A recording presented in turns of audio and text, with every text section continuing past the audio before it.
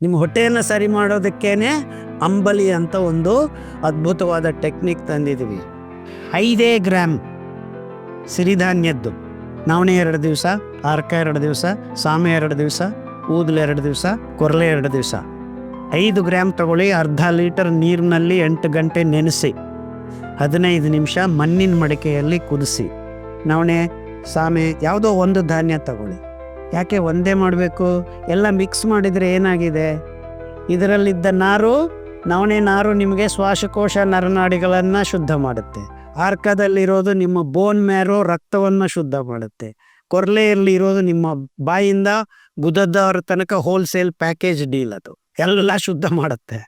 ಊದಲು ನಿಮ್ಮ ಯಕೃತ್ತು, ನಿಮ್ಮ ಮೇದುಜೀರಕ ಅಂಗ, ನಿಮ್ಮ ಪ್ಲೀಹ, ಈ ಮೃದು ಅಂಗಗಳನ್ನು ಶುದ್ಧ ಮಾಡುತ್ತೆ. ಸೊ ಸಾಮೆ ಅಕ್ಕಿ ನಿಮ್ಮ ಜನನಾಂಗಗಳನ್ನು ಶುದ್ಧ ಮಾಡುತ್ತೆ. ಕಾರ್ತಿಕ್ ಹೇಳ್ತಾ ಇದ್ದಂಗೆ ಎಲ್ಲ ಮಿಕ್ಸ್ ಆಗಿ ಬಿದ್ದಿದೆ, ಇದನ್ನು ಮಾರಾಟ ಮಾಡಬೇಕು ಅಂತ ಮಲ್ಟಿಮಿಲೆಟ್ ಅಂತ ತಳ್ತಾ ಇದ್ದಾರೆ. ಆ ಥರ ಆದಾಗ ನೀವು ತಿನ್ನೋದಿಷ್ಟೇ ತಾನೇ 100 ಗ್ರಾಮ್ ಒಂದು ಹೊತ್ತಿಗೆ. ಅಂದರೆ ಎಲ್ಲ 5 ಧಾನ್ಯಗಳನ್ನು ಮಿಕ್ಸ್ ಮಾಡಿದರೆ ನಿಮಗೆ ನಿಮ್ಮ ರಕ್ತ ಶುದ್ಧ ಆಗೋದಿಲ್ಲ, ನರನಾಡಿಗಳು ಶುದ್ಧ ಆಗೋದಿಲ್ಲ, ಯಾವುದು ಶುದ್ಧ ಆಗೋದು.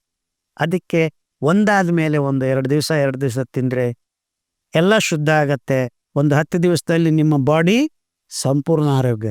ಮತ್ತೆ ರೊಟೇಷನಲ್ಲಿ ಮಾಡ್ತಾ ಇರು. 5 ಗ್ರಾಮ್ ಅಂಬಲಿ ಮಾಡೋದಕ್ಕೆ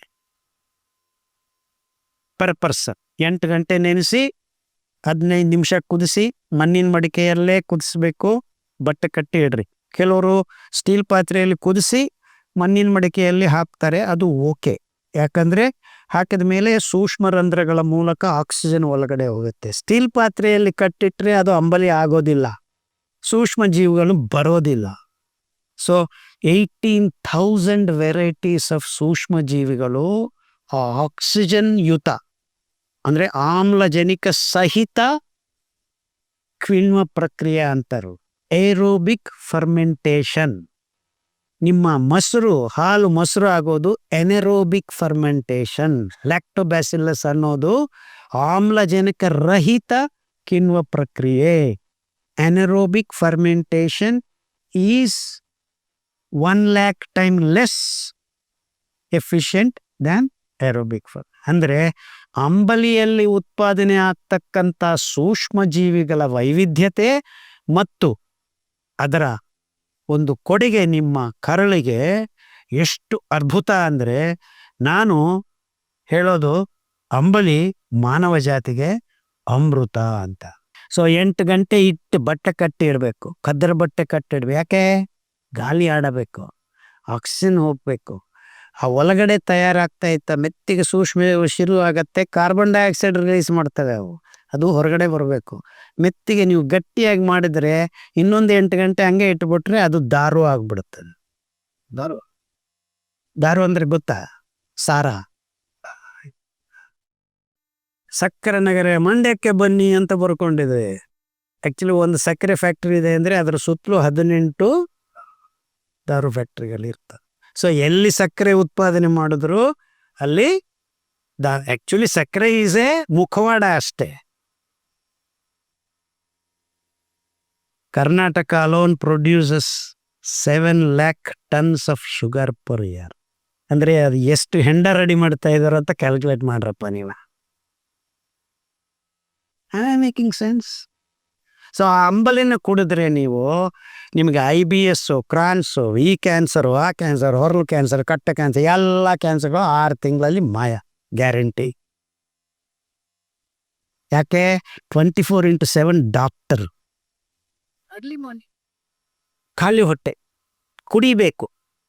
ಹೆಂಗೆ ಕುಡಿಬೇಕು? ಹಿಂಗೆ ಕೂತ್ಕೊಂಡು ಯಾಕೆ? ನಿಮ್ಮ ಹೊಟ್ಟೆ ಕವಾಟ ನೀರು ದ್ರವ ಪದಾರ್ಥ ಇದ್ದರೆ ಓಪನ್ ಆಗತ್ತೆ, ಕರಳಿಗೆ ಸೇರಬೇಕು. ಸಣ್ಣ ಕರಳು, ದೊಡ್ಡ ಕರಳು, ಸೆಲಿಯಕ್ ರೀಜನ್ ಅಂತಾರೆ. ಅಲ್ಲಿ ಸೇರಿದಾಗ ಈ ಸೂಕ್ಷ್ಮ ಜೀವಿಗಳು ಸಿಂಬಯಾಟಿಕ್ ಗಟ್ ಮೈಕ್ರೋಬ್ ಆಗಿ ತಯಾರಾಗ್ತದೆ.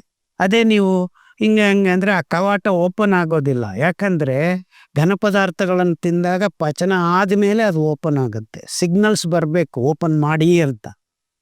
ಓನ್ಲಿ ದ್ರವ ಪದಾರ್ಥಗಳು ಆ ಸಿಗ್ನಲ್ಸನ್ನು ಜನರೇಟ್ ಮಾಡ್ತಾರೆ. ಅದಕ್ಕೆ ಅಂಬಲಿ ತುಂಬ ತಿಳಿ ಇರಬೇಕು. ಅದಕ್ಕೆ 5 ಗ್ರಾಮ್ ಅರ್ಧ ಲೀಟರ್ ನೀರು ಅಂತ ಹೇಳಿತ್ತು. ಕುಡಿಯೋದು ಹ್ಯಾಂಗ್ ಕುಡಿಬೇಕು? ಕೂತ್ಕೊಂಡು ಕುಡೀರಿ. ಅಲ್ಲಿ ಅಡ್ಡಾಡ್ತಾ ಕೂತ್ರೆ ಅಲ್ಲಿ ಸರಿಯಾಗಿ ಓಪನಿಂಗು ಕ್ಲೋಸಿಂಗು ಇರೋದಿಲ್ಲ. ಏನು ಬೇಕಾಗಿಲ್ಲ, ನಿಮಗೆ ಬೇಕು ಅಂದರೆ ಉಪ್ಪು ಹಾಕ್ಕೋಬೋದು. ಬೆಳಿಗ್ಗೆ ಖಾಲಿ ಯಾವಾಗಾದರೂ ಕುಡಿಬೋದು, ಖಾಲಿ ಹೊಟ್ಟೆ ಇರಬೇಕು. ಮಧ್ಯಾಹ್ನನೂ ಕುಡಿಬೋದು, ನೀರು ಕುಡಿಬೋದು, ಅಂಬಲಿ ಕುಡಿದ ಮೇಲೆ ನೀರು ಕುಡಿಬೋದು, ಏನು ತೊಂದರೆ ಇಲ್ಲ. ಸರ್ ಬೆಳಗ್ಗೆ ನೆನೆಸಿಟ್ಟು ರಾತ್ರಿ ಕುದಿಸಿ ಬೆಳಗ್ಗೆ ಕುಡೀರಿ. ಹಂಗಲ್ಲ ನಾನು ರಾತ್ರಿ ಕುಡಿತೀನಿ ಅಂದರೆ ರಾತ್ರಿ ನೆನೆಸಿ ಬೆಳಗ್ಗೆ ಕುದಿಸಿ ಬಟ್ಟೆ ಕಟ್ಟಿಟ್ಟು ಸಾಯಂಕಾಲ ಕುಡಿದ ಮೇಲೆ ಒಂದು 5 ನಿಮಿಷ ಬಿಟ್ಟು ಅದೇ ಧಾನ್ಯದ್ದು ಊಟ ಮಾಡ್ರಿ. ನವಣೆ ಅಂಬಲಿ ಕುಡಿದಿದ್ದೀರ, ನವಣೆ ಇಡ್ಲಿ ಮಾಡ್ಕೊಂಡು ತಿನ್ರಿ, ನವಣೆ ಮುದ್ದೆ ಮಾಡ್ಕೊಂಡು ತಿನ್ರಿ, ಬಟ್ ಒಂದು 5 ನಿಮಿಷ ಗ್ಯಾಪ್ ಕೊಡ್ರಿ. So that it goes into the coeliac reason, ಅಂದರೆ ಪೌಷ್ಟಿಕಾಂಶಗಳನ್ನು ಹೀರಿಕೊಳ್ಳುವ ಮತ್ತು ನಿಮ್ಮ ಗಟ್ ಮೈಕ್ರೋಬ್ಸ್ ಬೆಳೆಸೋದುಗ ಈ ಕೆಲಸ ಮಾಡಬೇಕು. ಸೊ ನಿಮಗೆ ನಮಗೆ ಅದಾಗಲ್ಲ, ಅದು ಹೀಟ್ ಆಗತ್ತೆ, ಅದು ಆಗತ್ತೆ, ಆಗಲಿ. ಫಸ್ಟ್ ನೀವು ಅಂಬಲಿ ಕುಡಿಯೋಕ್ಕೆ ಶುರು ಮಾಡ್ರಿ ಒಂದು 10 ದಿವಸ. ಆಮೇಲೆ ನೀವು ಕಲ್ಲು ತಿಂದ್ರೂ ಜೀರ್ಣ ಆಗತ್ತೆ. ಯಾಕೆ? ಜೀರ್ಣ ಮಾಡುವ ಆ ನಿಯಂತ್ರಣ, ಆ ನಿಗದಿತ ಪ್ರಮಾಣದಲ್ಲಿ ಏನೇನು ಯಾವಾಗ ಎಷ್ಟು ಎಲ್ಲಿ ಮಾಡಬೇಕು ಅನ್ನೋದು ನಿಮ್ಮ ಮೈಕ್ರೋಬ್ಸ್ ಡಿಸೈಡ್ ಮಾಡ್ತವೆ. ನಿಮ್ಮ ಜೀವಕೋಶಗಳ ಜೊತೆ ಆ ಸಹಜೀವನ ಸಹಬಾಳ್ವೆಯಲ್ಲಿ. ಅರ್ಥ ಆಗ್ತಾ ಇದೆಯಾ ಹೇಳೋದು?